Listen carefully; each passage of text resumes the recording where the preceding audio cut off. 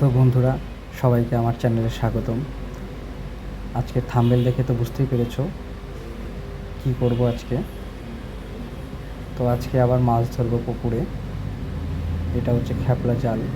খ্যাপলা জালটা কী করে মারতে হয় দেখে নাও। তো এই যে একটা মাছের ঝাঁক দেখতে পাচ্ছ, ওইখানটায় গিয়ে খ্যাপলাটা মারবো, তাহলে অনেক মাছ উঠবে।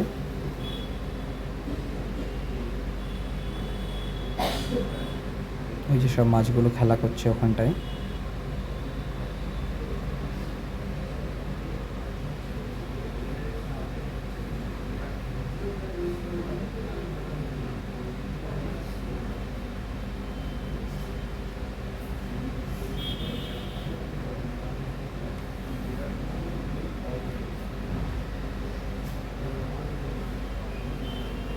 আশেপাশের পরিবেশটা কত সুন্দর লাগছে, চারিদিকে হাওয়া হচ্ছে।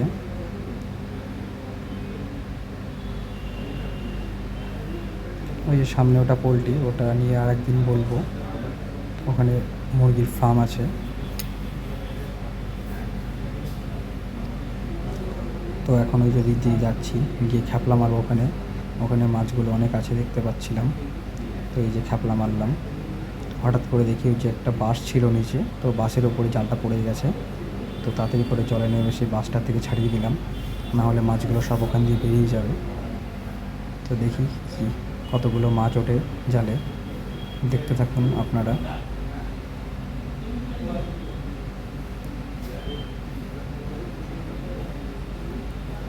তো যখন জাল টানছিলাম, তখন যদি মাছ বাঁধে জালে, তখনই বোঝা যায়, জালগুলো তখন টানে, তো তখন বোঝা যায় যে মাছ উঠেছে কিনা জালের ভেতরে।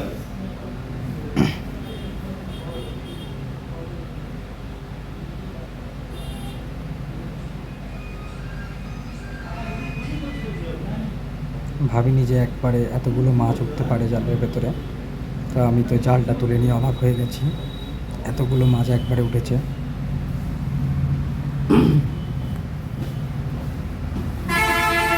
দেখতে পাচ্ছ বন্ধুরা, কত মাছ উঠেছে একবারে জালের ভেতরে।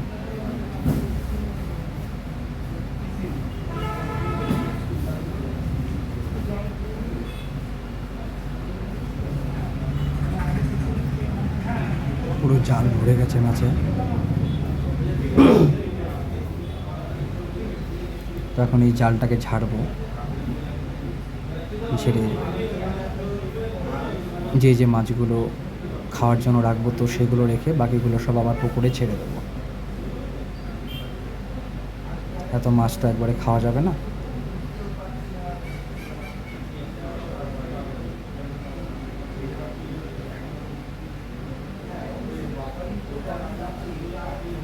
কত মাছ দেখতে পাচ্ছ বন্ধুরা, এটা কাতলা মাছ।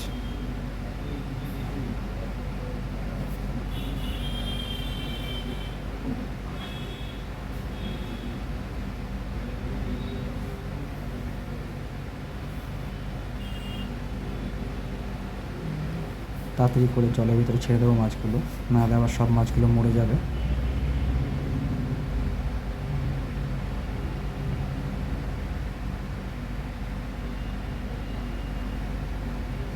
যেগুলো মাছ খাবো, তো সেই মাছগুলো রেখে বাকি সব মাছগুলো আবার পুকুরে ছেড়ে দিলাম। তো এই ভিডিওটা আজকে এই পর্যন্তই ছিল। তোমাদের কেমন লাগলো ভিডিওটা অবশ্যই কমেন্ট করে জানাবে। আর যারা আমার চ্যানেলে নতুন, তারা অবশ্যই চ্যানেলটি সাবস্ক্রাইব করে দেবে আমার সাথে থাকার জন্য।